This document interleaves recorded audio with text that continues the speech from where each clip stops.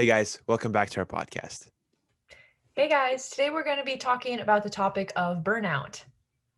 Ricky, could you please explain what burnout is? Because I think a lot of people know what it is, but they're not familiar with the actual term.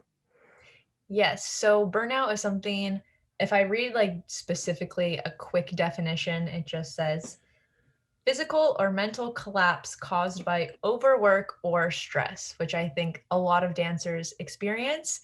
And it's nice to have a name, a topic connected to what you're feeling. So if you've ever felt that way, that is burnout, which is pretty self-explanatory. You honestly just feel like you've been going for so long and you're just burnt out. Yes, basically, when you're dancing so long and you're going hard at it, you are trying your best, you're trying to improve as much as possible, trying to pass that one couple. And at one point, you just feel like you're not improving a lot. That's basically what burnout is in simpler terms. Um, I have a quick like solution to that. It is easier said than done, but basically, what you need to do is just take a step back. Take a step back, analyze the situation, maybe take a break, like maybe just a 1 week break, or depending on different people, 1 week break, 2 week, just a weekend off. Because I know a lot of dancers are dancing 7 days a week. They're always teaching, they're always practicing, dancing, taking lessons. Just take a break, just 2 days, or from 2 days to a week. Just don't do anything. Just don't think about dance and refresh, reset completely. I've experienced it before. I know a lot of my friends have experienced it before, and they don't realize that they need the break because they think that they're going to fall so far behind the other couples. Going to, their quality of dance is going to decrease a lot. And basically, they'll just get worse from that break. Um, I've heard this from Olga Kulikova.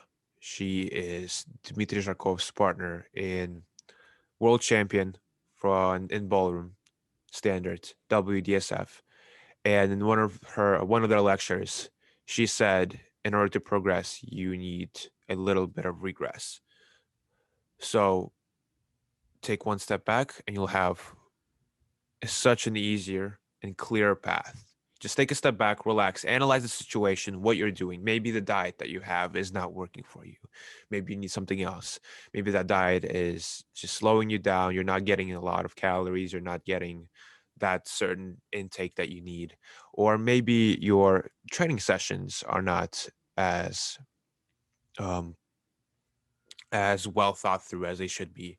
Or I don't know, maybe your mindset in general is not correct for you personally. So basically, just relax, take a few days off, but don't let those 2 days go to waste. Don't just sit down and sleep for those 2 days, which is actually not a bad idea for a lot of dancers who are also in school and dancing because they get barely any sleep. Um, for you guys, take those 2 days to sleep for the whole 2 days. Just say hybrid needs. But really look at the situation. What are you doing? What can you be doing differently? We all can experiment. We're all young. We can be dancing until we're like 40 professionally. Zagaruchenko, Ricardo Koki, Demidova, Arunas proved it. They've been dancing for a while. So we're still I'm young. sure all of them Yes. have faced burnout before. Oh, everyone has. Everyone has. It doesn't matter your level. It does not matter your level. Does But what matters is your dedication. If you're dedicated, then yes, you've experienced burnout. If you're not dedicated, you don't care. So I wouldn't assume that you're watching this podcast right now. But yes, basically just relax, analyze the situation, see what you can be doing differently, and start again. You you won't get worse at dancing. It's a few days. It's not like you're not play. It's not like playing piano. If you don't practice for a few days, you get absolutely horrible. But that's what I've heard. I haven't played piano. That's what I've heard from all my friends who play piano. You have to practice every single day in order to keep your level. But yeah, other than that, just this is all I have. Ricky, do you have anything to add or a different point of view on how to get over burnout? Yeah, I think burnout is something that literally any person in any sort of lifestyle can experience. It's definitely not just ballroom dancers or sports in general. Even if you just look at artists, like for me, example, like I'm a makeup artist and I am filming looks every single week. And it's very, very inspiring. And there's so many images I look at every single day of makeup and makeup products and tutorials and all of this stuff. And it's a lot to input. And imagine you're in the lesson, you're doing the rounds, you're going to comps, you have this constant influx of information and everything going into your head. And even though you can be super, super inspired, sometimes I sit down in front of my mirror and I'm just like, what am I going to do today? There's so many options for me to do, but I feel like I've done so much already that I can kind of face this like makeup burnout that I'm just like, I feel like I've done everything. I feel like I have no creative energy left inside of me. And I've definitely experienced this as a dancer as well. You're working out every day. You're trying to eat healthy every day. Maybe you're doing a certain exercise every single day when you get to the studio for a certain amount of time, either before or after your practice. You're practicing in a certain way every single day to get through all of your dances or whatever it may be. You could be doing all of that at the same time, which is something that personally I've experienced. And I'm experiencing it in my life right now, not exactly with dancing, but my personal lifestyle in general. There are things that I do every single day, and I'm making a habit to do them. And literally, sometimes it's just like, why was this so easy to do yesterday? And today is like, I feel like I've never done it before. Like, when you get to that point and you start having those little ideas come into your brain, which is like, is this really worth it? Are you really improving? You can't listen to them. I will Can't. guarantee you, even on your hardest day, even when you go to the studio and you feel terrible and you just feel like, oh my gosh, this dancing feels terrible, the round feels terrible, but you are mentally and physically pushing through it. Every day you go to practice is not meant to be your perfect practice day. You're probably never going to have a perfect practice day. Obviously, there's days that are better than others.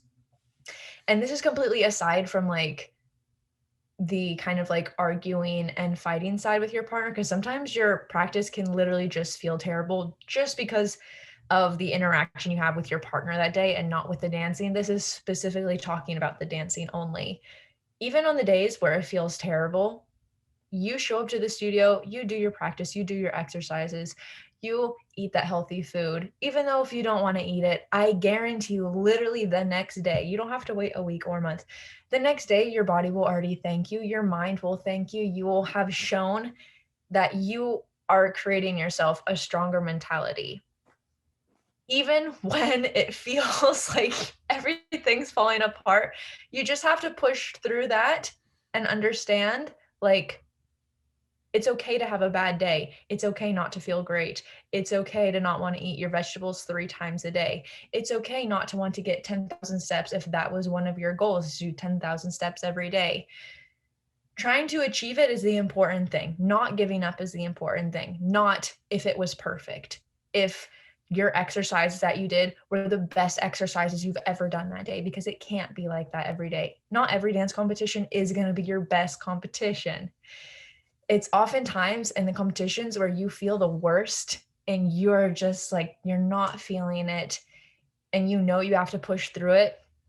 Oftentimes, those are the competitions that you're growing the most, because you're going to grow the most when you're in an uncomfortable situation. If something was comfortable all the time, you're not really growing. So you have to understand, like, when you're feeling that burnout, when you're feeling like you can't push any farther and you're just like, you're getting so much pushback on yourself that it's okay to take a day off. It's okay to not be amazing that day. The important thing, in my opinion, is that you get through the day with that strong mentality that if you have a goal that you set for yourself, there should be nothing stopping you to achieve that goal. If I want to do 5 push-ups every day, even if my 5 push-ups literally feel terrible, I'm still going to do them, because the next day my body is going to thank me so much. My mentality is going to thank me so much for pushing through that and for saying that it's okay not to be at your best. And I think that's the important thing about burnout is that you don't give up, but you understand that even in the hard times, you're still growing, and that even if you feel terrible, it doesn't mean that your dancing is worse. It doesn't mean that your level is decreasing. It doesn't mean that and then you can't have a great next competition. It just means that it was not your day, it was not your week, it was not your competition. But to not give up, to keep going because there's so much good ahead of you that is just on the other side of that pushback. And you need to just relax, understand, and keep going no matter what. Yeah, most definitely, guys. Of course, while I was listening to Ricky, I realized something. If I ever said to my parents I need a day off, what they would hear is, I want to quit. Or like, S- I'm lazy. Yeah, basically. So if you have European or no, this is I'm stereotypical right now. European, Russian, Ukrainian parents, if you tell them you want to take a day off, they're gonna hear it completely the wrong way. So I advise for those who are still living with your parents, whose parents are still paying for the lessons and everything. If I told my parents right now I need a day off, they'll be completely fine because I'm paying for the lessons and everything. But present the whole topic to your parents correctly, knowing your parents and everything, have a correct approach so they don't start freaking out saying, I spent so much money on you. Why are you quitting right now? Just say, I need a break. Just, 1 day break. Just a 1 day break. But yeah, other than that, just take a break. Small break, not like a month break. I've seen people take monthly breaks, yearly breaks. Usually they don't come back from those breaks. It's just like they keep going. But yeah, other than that, guys, hope you enjoyed this episode. Hope you got something from it. And thank you for listening, guys. All right, bye guys.